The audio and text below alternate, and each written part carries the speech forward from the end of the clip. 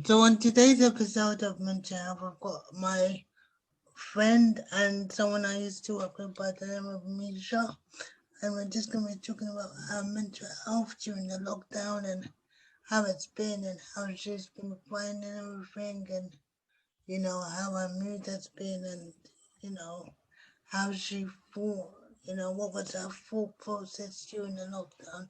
So thank you, Misha, for joining me. Oh, it's so nice to see you again, Charlotte, and chat You to you. too. Thank you for inviting me. No problem. So, how has your mental health been in general during the whole lockdown? Look, it's a tricky question to answer. So, just sort of for the background for any listeners, I'm originally from Australia, and I Yeah. now currently live in Australia. However, when the lockdowns all began, I was in London working with Charlotte. So that that experience was a little bit different for me because I felt very far from home. So I'm sure a lot of people know that Australia had very, very strict borders. So when the lockdown happened, I felt quite homesick, to be honest.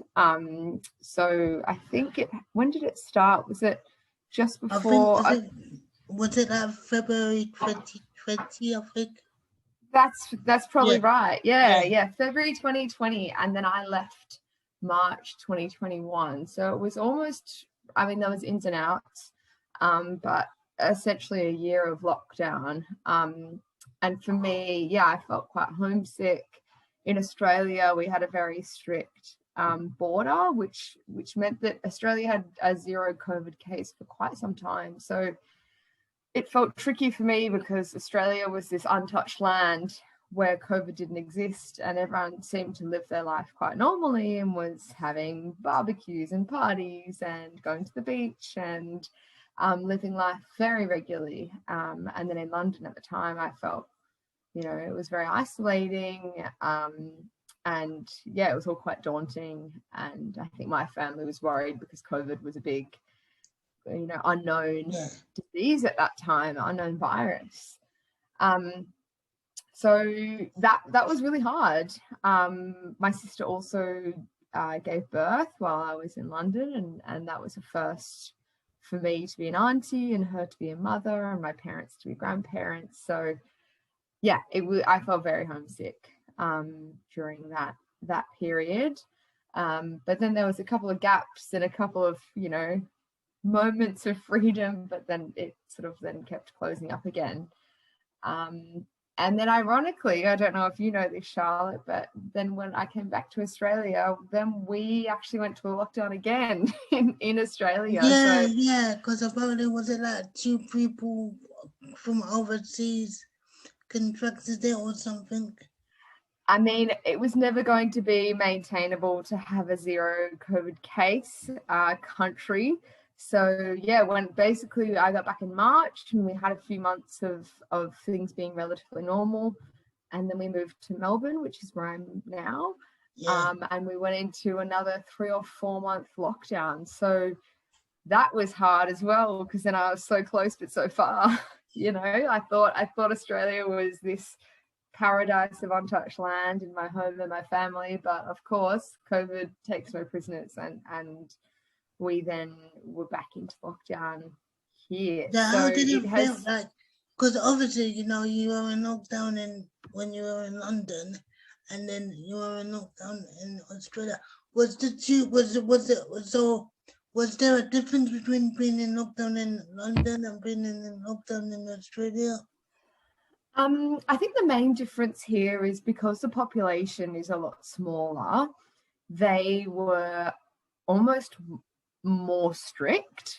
So for example, here, if you were a close contact, the police or your local government worker would call you every day, and they would Oh check my that you god! weren't leaving your house. So it was very strict here.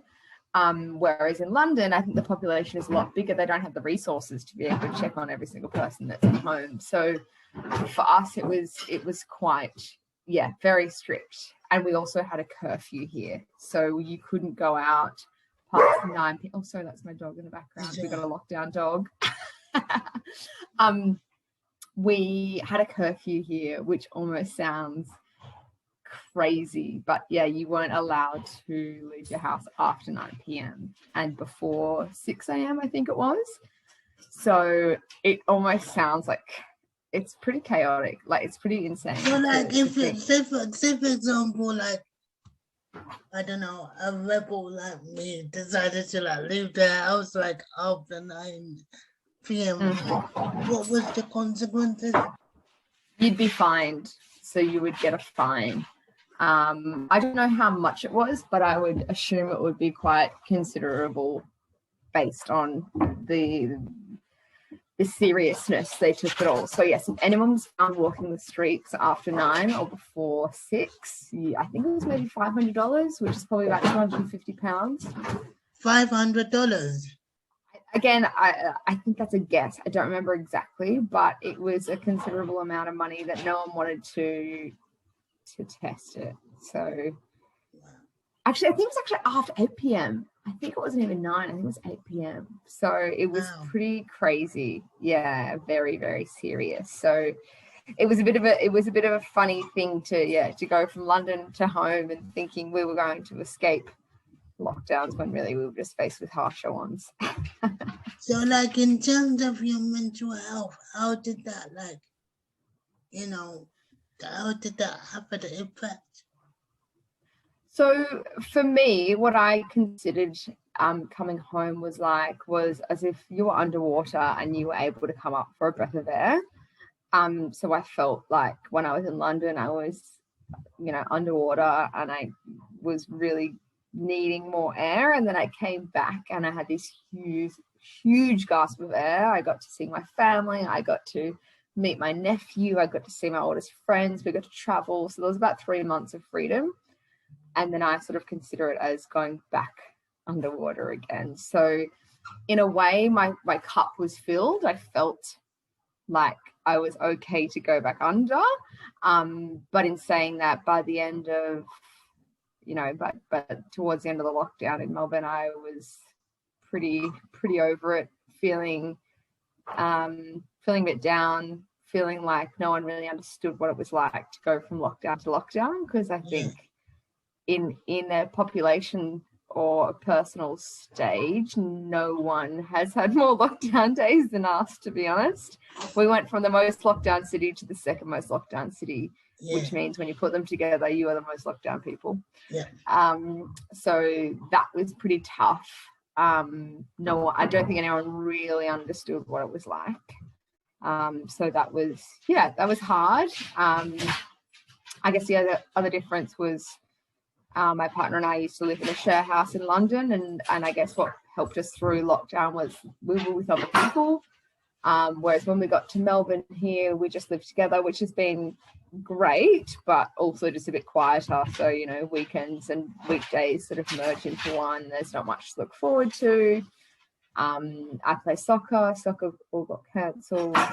In terms of meeting people in a new city, we weren't able to meet new people or do things that would help socialize and make, networks and friendships. So look, it was tough, but it's quite funny because now I think back and it feels like a bit of a distant memory, which is so nice. But I was going to say, so like, what is it like now in Australia compared to? So now it's pretty normal. We don't have to wear masks. There's no restrictions. Like it really is back to normal, which is such a nice thing to say because it hasn't been for so long. And I think, England's probably a few months ahead of us. They hit their peak earlier. You've sort of had a few months ahead of us. But so now things are, I mean, honestly, normal, which is great to think about this whole lockdown as a distant memory. So like in terms of so you mentioned before, like, when you were here it was difficult for you because you were quite homesick and your family was concerned, in terms of your family and not seeing them on a regular basis. How did that affect you? I felt definitely really down. I think another factor within that was, as you know, there's a huge time difference. There's an opposite season difference, and so when we were in lockdown in England, it was winter. I think the sun was rising at about 8:30 and setting at 4, and it was really cold. And in Australia at that time, the sun was rising at 7 and setting at 8, and it was really warm. So that was almost a representation of my mental health, like felt really dark and sad and lonely. But again, like on things like Instagram or Facebook or even just FaceTiming, there was such a stark difference. So yeah, it was tough. It was really hard. But, I feel lucky that I had a very good support network within my share house and my best friends and my partner, and we all sort of got through it together. But yeah, there would definitely be days where you sort of, some days better than others, but yeah, we'd all sort of have a time where you'd feel a bit, I guess overwhelmed is not the right word. It's almost the opposite, feeling underwhelmed, feeling like nothing's happening and what's the point, and how much longer. I think that was probably the hardest bit. I think especially for me, like that I like to go out, I like to keep fit, I like to go to the gym.